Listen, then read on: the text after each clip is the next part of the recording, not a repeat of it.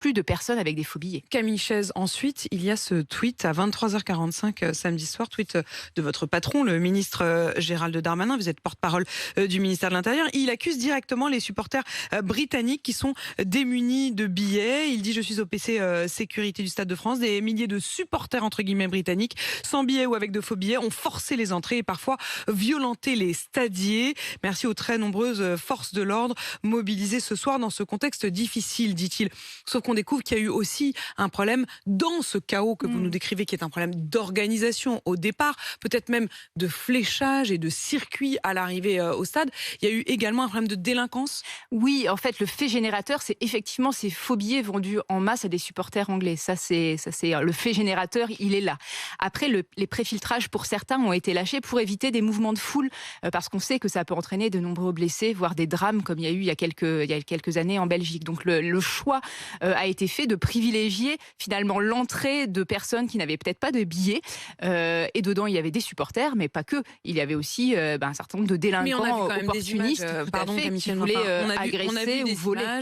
D'un certain nombre de jeunes. Le journal L'Équipe rapporte ce matin aussi la réalité de ces jeunes qui sont passés au-dessus des grilles, qui, pour nombre d'entre eux, ont réussi à rentrer, alors qu'à l'inverse, des supporters anglais qui, eux, avaient leurs billets, étaient bloqués aux grilles et n'ont pas pu assister au match. C'est vraiment pour ça qu'il faut un retour d'expérience, mais vraiment solide. Ça nous pose la question de la gestion des flux. Mais on a l'impression que des retours d'expérience, il y en a déjà eu tant. Eh ben, sur ce type de dispositif, pas tant que ça, en fait. Ça nous apprend aussi, et ça, il faut le retenir pour les organisations d'événements à venir, que ce soit la Coupe du Monde de rugby ou les JO. Quand même, ce qui s'est passé samedi soir était un test. C'est-à-dire que les forces de l'ordre avaient dit aussi pouvoir faire face à cet événement sous forme de test pour les deux événements à venir, c'est-à-dire la Coupe du Monde de rugby et les JO. Mais qui auront des physionomies extrêmement différentes. Le résultat est catastrophique. Les physionomies pour le rugby et les JO seront très différentes. On n'aura pas ces phénomènes de supporters en aussi grand nombre.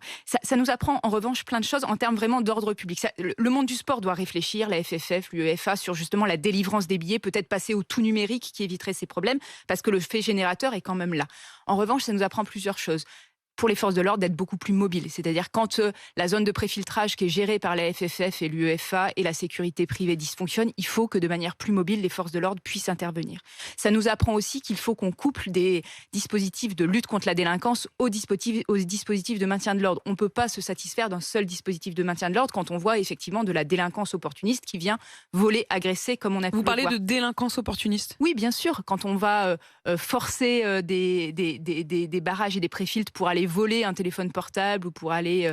Vous pouvez nous confirmer ce matin qu'il y a eu de nombreux vols de portables, de biens personnels, notamment...